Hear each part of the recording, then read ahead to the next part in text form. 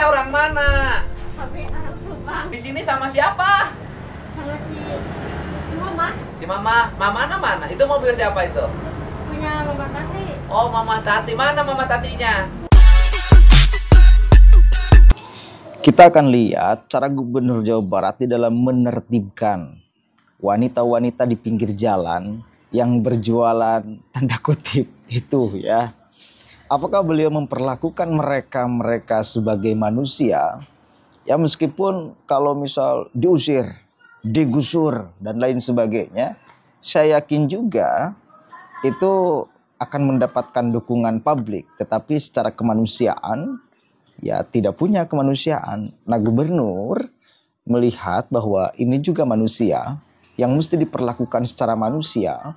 Dan satu lagi catat poinnya, seandainya mereka di sweeping misal, diusir, apakah yakin akan merubah kehidupannya? Ya, tidak akan lagi melakukan itu atau bagaimana? Itu yang kemudian harus dipikirkan. Karena kan ada asbabun nuzulnya. Kenapa wanita-wanita berjualan itu di pinggir jalan? Pasti ada problem ekonomi di kehidupannya. KDM mengerti itu, lalu mencari jalan keluarnya. Coba kita cek sama-sama nih.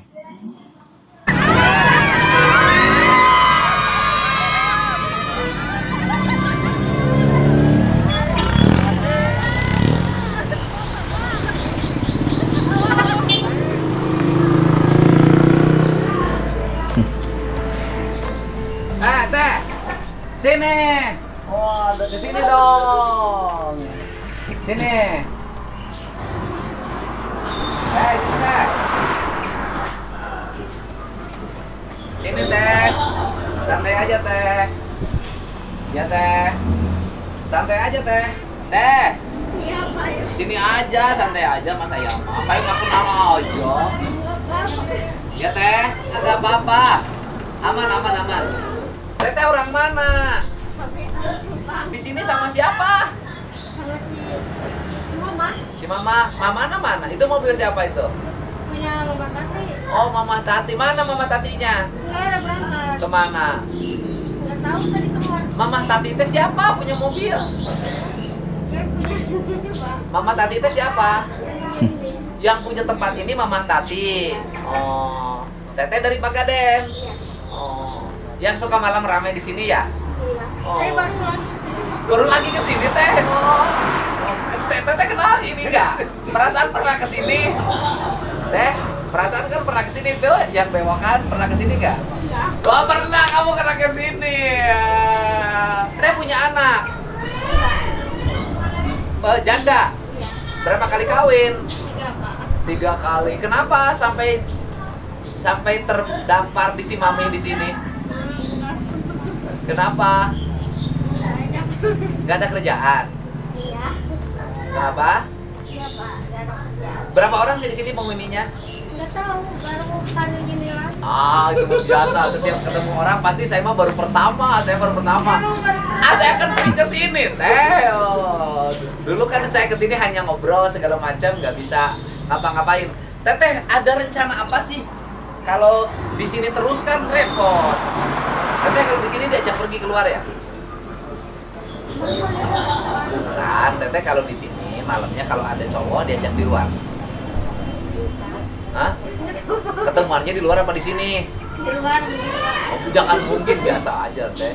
Kan kita harus menerima hidup apa yang kita jalani Teh.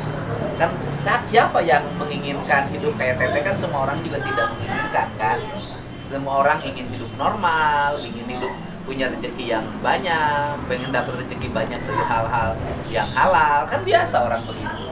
Kan tidak berarti bahwa apa yang dilakukan Teteh itu salah. Ya salah satu sisi, tapi sisi lain Teteh kebutuhan apa sih sampai nongkrong di sini? Oh, nebus HP. HP-nya kenapa? HP-nya kenapa? Kenapa saya nanya HP-nya kenapa? Lempar, Pak. Sama siapa dilemparnya? Saya. Kenapa dilempar? Oke, nggak apa-apa. Ini si maminya kemana? Nggak keluar, lagi keluar. Oh, HP-nya digade berapa? 400, Pak. Ribu. Sama siapa digadeinnya? Bukan ada. Nah, Oh, rusak. Jadi karena HP-nya rusak, akhirnya teteh nongkrong di sini. Ah. Oh. Atau mana semalamnya selesai. Si Kipli suka kesini nggak si Kipli sama si John Man? Nggak tahu. Oh, katanya suka kesini. Iya. Sok teteh rencana gimana? Ini tempatnya harus dirapihin. Kumuh. Gak boleh, daerah sini semuanya nanti harus bebas dari bangunan. Saya nggak tahu sih. Bilang ke si ibu, ya. Tetehnya mau gimana sok saya nanya. Berarti kan kehilangan langganan beberapa hari. Teh, jujur sama saya, berapa kalau langganan datang ke sini?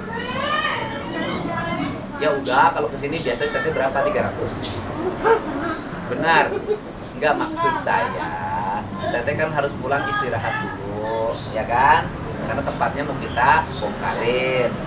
Ya kan, saya kan harus ngasih uang bekal buat teteh pulang dan istirahat. Makanya saya tanya teteh, kalau malam-malam sekali jalan-jalan malam berapa? Enggak, udah saya tebak aja, sekali jalan malam 150. Enggak. Hah? 200. Sekali jalan kemana, Pak? Maksudnya jalan-jalan dibonceng cowok berapa? Ya, Berapa? 200? Enggak, saya mau ngasih 10 kali teteh jalan-jalan, teteh pulang dulu ke... Berapa? Udah saya kasih teteh 2 juta ya. Teteh pulang dulu ya. Nah, pulang dulu. Istirahat. Nenek, kenal gak? Langganan bukan ini. Nah, udah pulang dulu. Teteh punya tanggungan apa di rumah? enggak, Pak. Nih, punya tanggungan apa? Nih, bekal, pulang. Pulang dulu, tempatnya mau kita rapihkan. Ya? Ya, saya pulang, Pak. Sok atuh. Punya baju nggak di dalam? Ada. Ayo pulang dulu. Udah. Di sini ada berapa orang penghuni teh yang seperti teteh? Saya baru kesini, Pak. Wah, suka pura-pura aja setiap yang baru aja. Semua bangunan di sini semua nanti dirapikan. Andai kata pun nanti ada warung, yang warungnya kita tata. Dan andai kata pun warung bukan untuk tempat tinggal, Pak, hanya untuk warung. Gitu. Bikin seragam yang bagus, warungnya terbuka, dan bukan warung yang begini. Bukan warung yang begini. Ini Subang, Pak. Jalan eskalator. Tuh, si Mami lo punya mobil. Tuh, si Maminya. Jadi dia sarang di itu Di mana sekarang? Oh, ada yang di dia tuh darah tuh. nasi tanpa nasi teh. Apa? Nu kopi, nu harga kopi segelas 150.000. Iya, Pak. Iya, Pak. Begitu teh. Udah punya bekal pulang kan, aman teh. Oh, udah sok atuh. Wihnya. Siap, tetehnya pulang. Udah punya bekal pulang mah, aman ya. Kalau bisa mah dijadikan apa, usaha apa, teteh. Sok aja mangga. Wihna kan aya motor. Ada motor. Oke. Itu adalah cara KDM menyelesaikan problem dengan kemanusiaan, bukan dengan emosional. Bayangkan, bila mereka ditertibkan memakai emosional tetapi tidak memakai kemanusiaan, udah digusur. Udah aja Satpol PP yang sudah yang harus bergerak, sweeping, bersihkan, usir, dan lain sebagainya. Mereka penyakit sosial, penyakit masyarakat. Kan itu kalau mau emosional, kan ada kelompok-kelompok yang mencoba untuk membereskan problem-problem seperti itu dengan emosional. Faktanya kan itu tidak selesai persoalannya. Kenapa? Karena tidak menyentuh kepada akar permasalahan.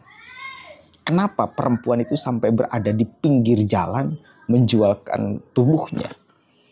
Kan itu kan problemnya ekonomi. Nah, ketika problemnya ekonomi, maka jalan keluarnya adalah supaya perempuan tidak menjual tubuhnya, ya persoalan ekonomi. Dibantu modalnya dan lain sebagainya. kasih pekerjaan yang bagus dan lain sebagainya. Saya yakin juga memang tidak akan ada wanita yang mau mempertaruhkan harga dirinya, status sosialnya, kalau tidak ada sesuatu yang mendesak di dalam hidupnya. Kalau tidak ada sesuatu yang urgent di dalam hidupnya, itu pasti karena terpaksa. Gak mungkin karena sukarela.